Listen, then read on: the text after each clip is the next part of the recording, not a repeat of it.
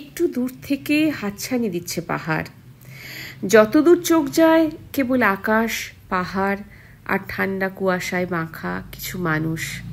পাহাড় মানে প্রথমেই বাঙালির মনে আসে দার্জিলিংয়ের কথাই। আর কাঞ্চনজঙ্ঘা, চা বাগান ছাড়া যেটি সবচেয়ে বেশি আকর্ষণ করে সেটি হলো টয় ট্রেন। দার্জিলিংয়ে গিয়ে কখনো টয় ট্রেনে চড়েননি এমন লোকের সংখ্যা কমই আছে। ইউনেস্কোর ওয়ার্ল্ড হেরিটেজ সাইটের মধ্যে অন্যতম এটি। শিলিগুড়ি থেকে দার্জিলিং পর্যন্ত এই টয় ট্রেন চালু রয়েছে।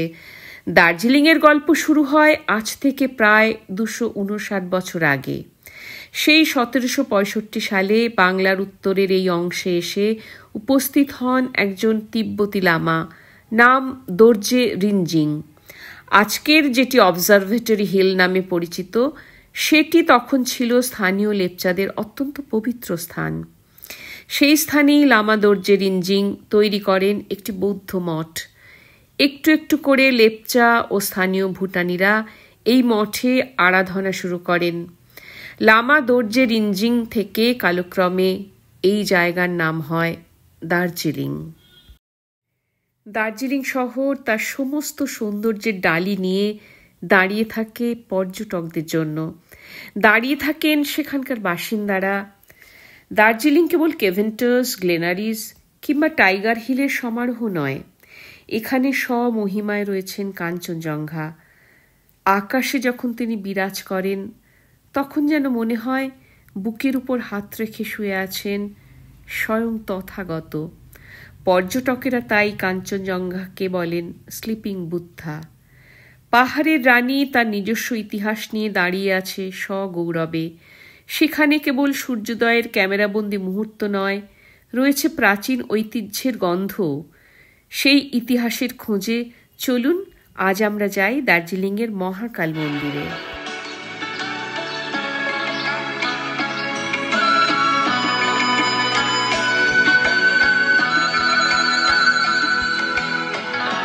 দার্জিলিং ম্যাল থেকে সামান্য কয়েক মিনিট হাঁটা পথ। সামনেই রয়েছে মন্দিরে ওঠার সিঁড়ি। পাহাড়ের গায়ে রয়েছে মন্দির যাবার পথ নির্দেশ। সামনেই রয়েছে একটি সুদৃশ্য তোরণ, যার তলায় রয়েছে ঘণ্টা ঝোলানো। উপরে উঠতে উঠতে নিচের রাস্তা দেখতে বড় সুন্দর লাগে।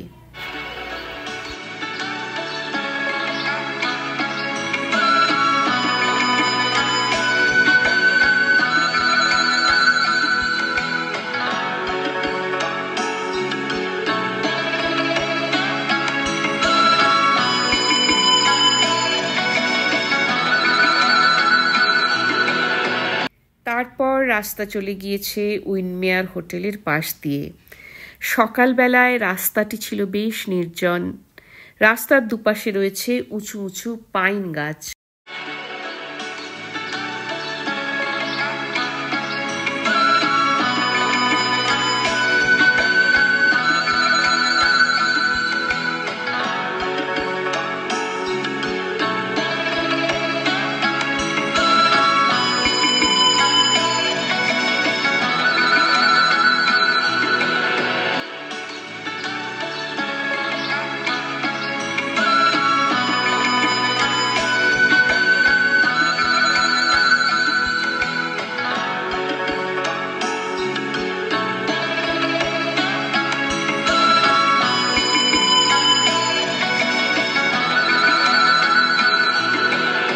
আজকের মহাকাল মন্দির ঠিক যেখানে, একটা সময় তার পাশেই নাকি ছিল ওই দোরজেলিং বৌদ্ধ মঠ।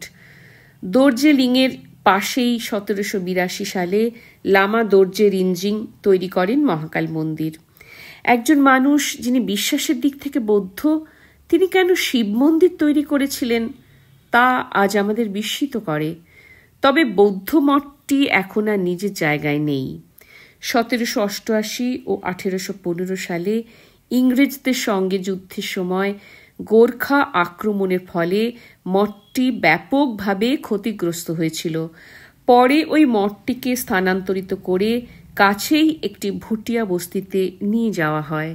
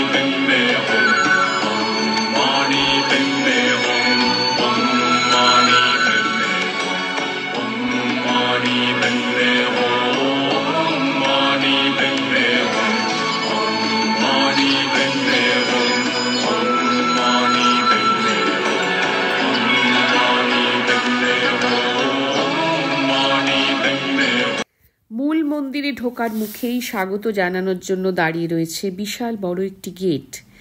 দুটি তোরণের নিচে সিংহ, ওপরে স্বস্তিক চিহ্ন পেরোনোর পর সার দেওয়া লাল, নীল, হলুদ, সবুজ, সাদা পতাকা। পতাকার গায়ে কিছু লেখা, সেই লেখা বাঙালিদের চেনা। দার্জিলিং ও কালিম্পং এবং সিকিম জুড়ে এমন বৌদ্ধ মন্ত্র সম্বলিত পতাকা উড়ে বেড়াচ্ছে। কেবল বৌদ্ধ মঠ নয়, রাস্তাঘাটেও দেখা মেলে সেই পতাকার। এত বৌদ্ধ মন্ত্র সম্বলিত পতাকা যখন, নিশ্চয়ই কোনো মঠই হবে। কিন্তু ভেতরে ঢুকলেই খানিক ধাঁধা লেগে যেতে বাধ্য। দেখলেই বোঝা যায় এটা মন্দিরই বটে, মঠ নয়।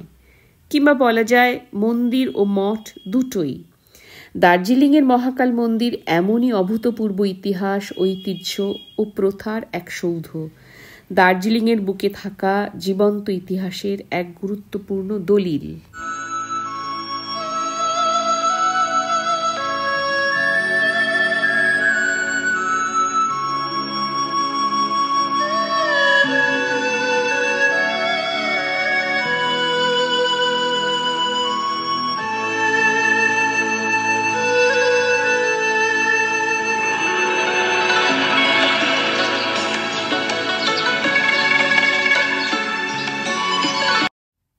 এখানে অসংখ্য প্রদীপ তৈরি করে রাখা আছে।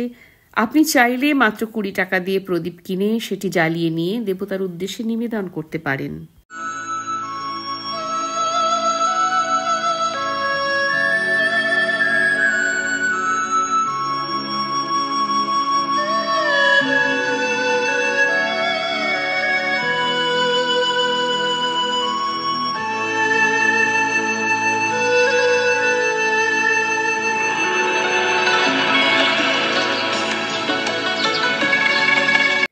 তারপর মূল মন্দিরের ভিতরে দেখবেন শিবের মূর্তি। মহাকাল মন্দিরকে আদতে শিব মন্দির বললে ভুল হয় না, কিন্তু কেবল শিব নন, ত্রিশূল নয়, তার পাশেই উপস্থিত বৌদ্ধ স্তূপ। রয়েছেন স্বয়ং বুদ্ধ। আলাদা প্রাঙ্গণে নয়, একই মন্দির, একই ঘরের ভেতর, একই সঙ্গে সহাবস্থান শিব এবং বুদ্ধের। একই সঙ্গে দুই দেবতার আরাধনা সম্পন্ন হয়। শিবের পুরোহিতের সঙ্গেই আসনে বসেন বৌদ্ধ সাধু। এরকমটা ভূভারতে আর কোথাও আছে বলে জানা নেই। মহাকাল মন্দিরের চারপাশে রয়েছে অনেক প্রেয়ার হুইল। আমরা সবাই জানি প্রেয়ার হুইল ঘোরানো তিব্বতীদের ধ্যানের অনুশীলনের অংশ। প্রেয়ার হল তিব্বতীদের একটি ধর্মীয় হাতিয়ার, যা মেধা সংগ্রহ করতে, কর্মকে শুদ্ধ করতে এবং পৃথিবীর সমস্ত প্রাণীর মঙ্গল কামনায় ব্যবহৃত হয়।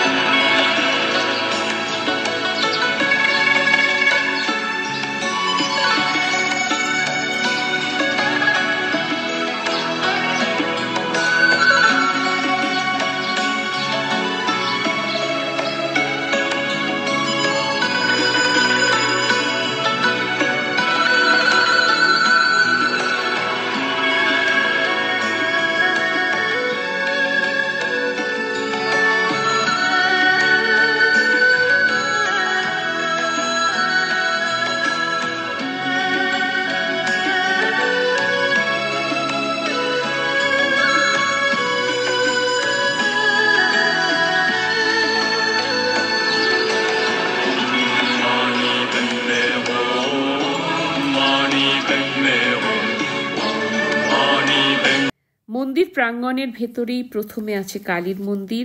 আমরা যখন সেখানে পৌঁছলাম তখন মন্দিরে চলছে মন্ত্র ও পূজা পাঠ।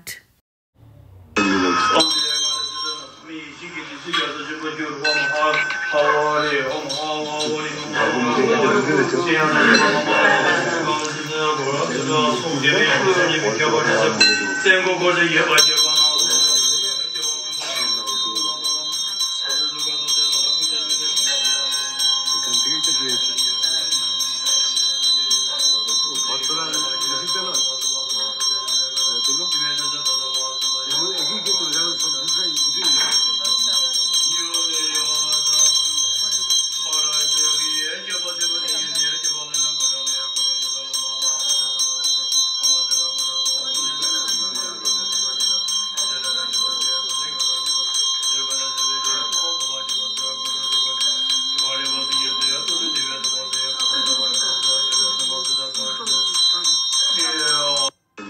মহাকাল মন্দির ভালোভাবে ঘুরে দেখার জন্য হাতে অন্তত 1 ঘন্টা সময় রাখবেন। মন ভালো করা একটি সকালে এবার আমাদের ফেরার পালা। দুপাশে উঁচু উঁচু পাইন বনের মাঝখান দিয়ে আমরা ধীরে ধীরে নেমে চললাম ম্যালের দিকে।